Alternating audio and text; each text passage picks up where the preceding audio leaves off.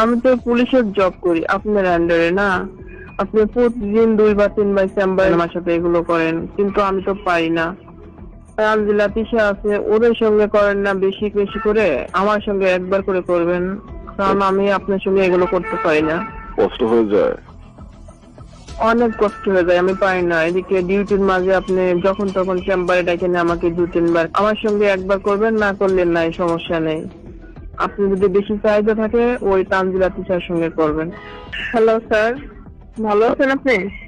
হ্যাঁ সুমি, কেমন আছো? আলহামদুলিল্লাহ। আপনি কোথায়, অফিসে? না তো, বাসায় আছি। ও,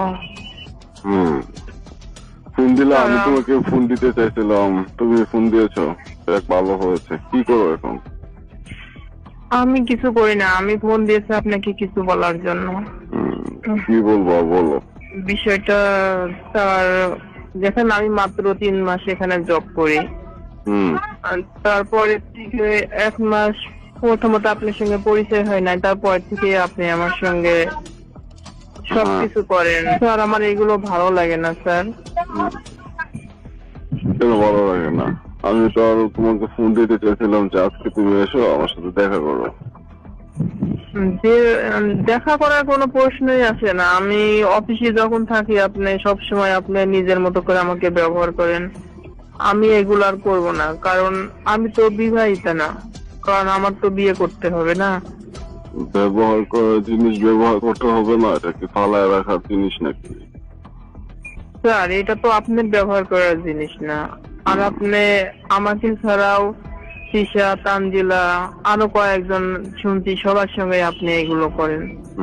আপনি যদি এত প্রয়োজন হয় আপনি যে কোনো একজনকে বিয়ে করে নেন, বিয়ে করে নিয়ে জীবন সঙ্গী হিসাবে আপনি সবসময় তার সঙ্গে খেলাধুলা করেন।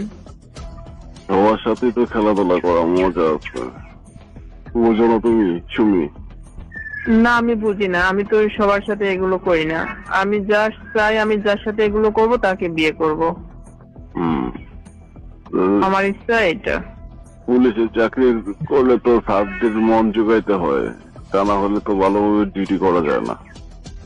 ঠিক আছে, পুলিশের চাকরি যে যারা মিডিয়াতে কাজ করে, যারা চলচ্চিত্রতে, সবাই তো করে করে 2-1 দিন করে, তাই বলে প্রতিনিয়ত আপনার সঙ্গে এগুলো করতে হবে এটা তো কোনো চাকরির মধ্যে পড়ে না।